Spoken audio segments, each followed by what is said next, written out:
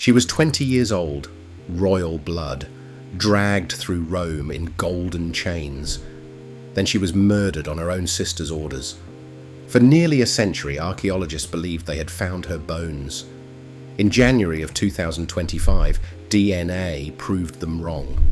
The skull they thought was hers belonged to a boy. The real princess is still missing, and the story of how she died is one of the most chilling family betrayals in ancient history. This is the story of two sisters. One became the most famous queen in history. The other was erased. Roughly 2,000 years ago, the Kingdom of Egypt was ruled by a dynasty of Greek-speaking kings who had held power for nearly 3 centuries. They were not Egyptian by blood, they were Macedonian, descended from one of the generals who divided the empire after the death of its greatest conqueror. They kept power the same way every dynasty before them had, by marrying inside the family. Brothers married sisters, uncles married nieces. The bloodline looped back on itself, generation after generation, because the throne could only pass through royal veins. By the final decades of the dynasty, the family tree had become a K-knot. The king who ruled Egypt in the middle of the 1st century before the Common Era had at least 6 children. Among them were 2 daughters who would become the central figures in one of history's deadliest rivalries. The elder was ambitious, brilliant, and ruthless. She would become the last pharaoh of Egypt. The younger was bold enough to challenge her.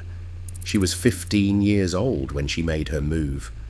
When the elder sister seized the throne with the backing of a Roman general, the younger sister refused to accept it.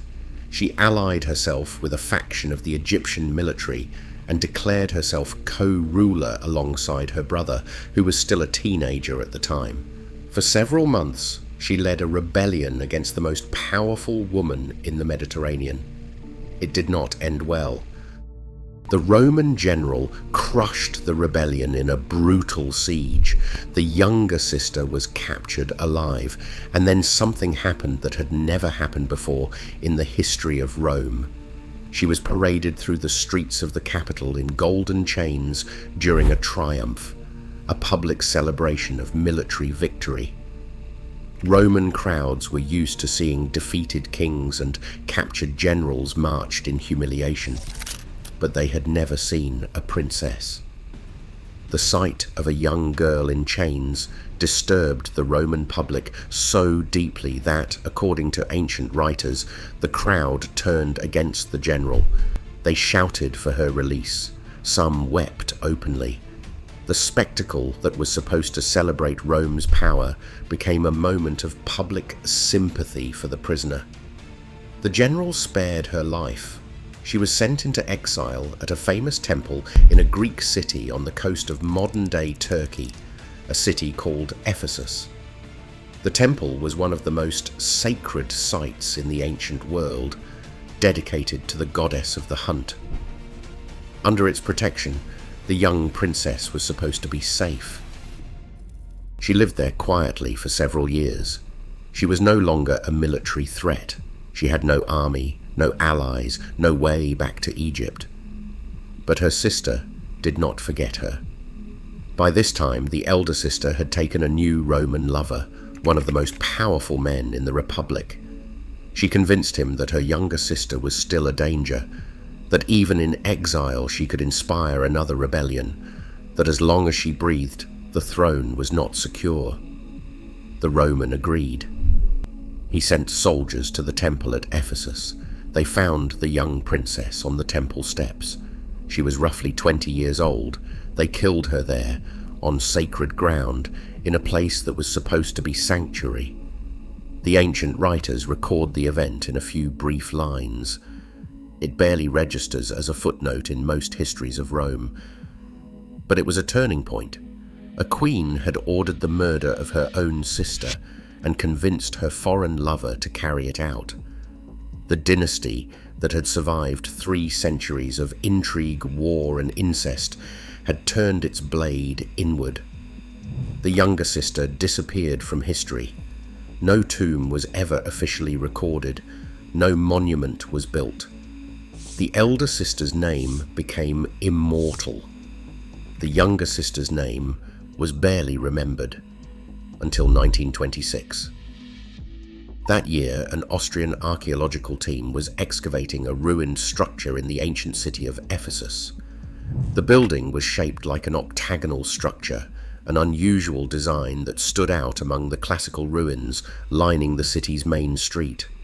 Inside, they found a burial chamber, and inside the chamber a water-filled stone sarcophagus. When the sarcophagus was opened, it contained a complete skeleton. The tomb's design was striking. Some researchers noted that the octagonal shape echoed the design of the great lighthouse of Alexandria, one of the wonders of the ancient world. Alexandria was the capital of Ptolemaic Egypt, the hometown of both sisters.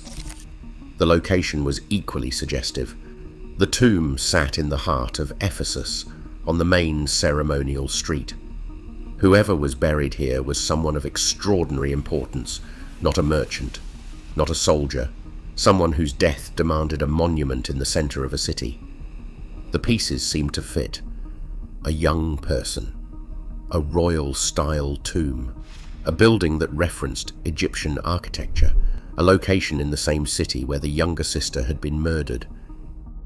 In 1929, during continued excavation, archaeologists recovered a well-preserved skull from the sarcophagus. It was catalogued and sent to Vienna for study. A yellowed note was attached. It read simply, "Skull from Ephesus." For decades, the skull sat in a university collection. Then in the 1980s, an Austrian archaeologist returned to the site and found additional skeletal remains in a niche inside the burial chamber. She became convinced that the bones belonged to the murdered princess. Her argument rested on several pillars. The tomb dated to the second half of the 1st century before the Common Era, precisely when the murder occurred. The octagonal architecture referenced Alexandria. The burial location in Ephesus matched the historical account of the exile and murder. The skeleton appeared to be that of a young female. The identification gained worldwide attention. Documentaries were made. Facial reconstructions were attempted using the skull. News stories declared that the murdered princess had been found at last, but there was a problem. A DNA test was attempted on the bones. It failed. The remains had been moved, handled, and stored too many times over nearly a century. Contamination made a clean result impossible. The identification rested entirely on circumstantial evidence, the location, the architecture, the age of the tomb, and the assumption that the skeleton was female. The case stayed open, disputed but never resolved, for nearly 50 years. Then, in January of 2025, an interdisciplinary team from the University of Vienna published a study in the journal Scientific Reports that ended the debate. Using micro-computed tomography, radiocarbon dating, and advanced ancient DNA extraction techniques, they reanalyzed the skull that had sat in the university collection since 1929. The results were devastating for the old identification. The skull did not belong to a young woman. It belonged to a boy between 11 and 14 years old. The DNA showed a clear Y chromosome, male not female. The boy suffered from significant developmental disorders visible in the bone structure. His genetic profile pointed not to Egypt or the Eastern Mediterranean, but to Italy or Sardinia. In a single study, every pillar of the old identification collapsed.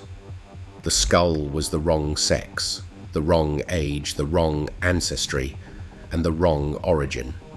The lead researcher stated it plainly. The results were a big surprise. In repeated tests, the skull clearly showed the presence of a Y chromosome. In other words, male.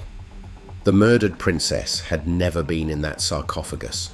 The skeleton that launched 1,000 headlines belonged to a sick Italian boy whose own story remains completely unknown. So where is she? The honest answer is, no one knows. The real bones of the younger sister have never been identified. Her body may still be somewhere in Ephesus, buried in an unmarked grave after the assassination. It may have been destroyed by later construction, by earthquakes, by the slow erosion of 2,000 years. Or it may still be waiting underground, in a tomb that no one has thought to look for, because everyone assumed the search was already over. The 2025 study did not just overturn an identification. It reopened a cold case that is now over 2 millennia old. The elder sister's body has never been found either. As we explored in a previous video on this channel, the search for her tomb continues at a site 30 miles down the Egyptian coast, where underwater scans have revealed a sunken port and a tunnel that may lead to her final resting place. 2 sisters. One ordered the other's death. Neither has a confirmed grave. Both were erased by time, by politics, by the accidents of history. But the younger one was erased twice. First by her sister, who had her killed, then by archaeologists, who gave her skull to a boy she had never met. Science has corrected the second erasure. The first one, the murder on the temple steps, will never be undone. She was roughly 20 years old. She was royal by blood.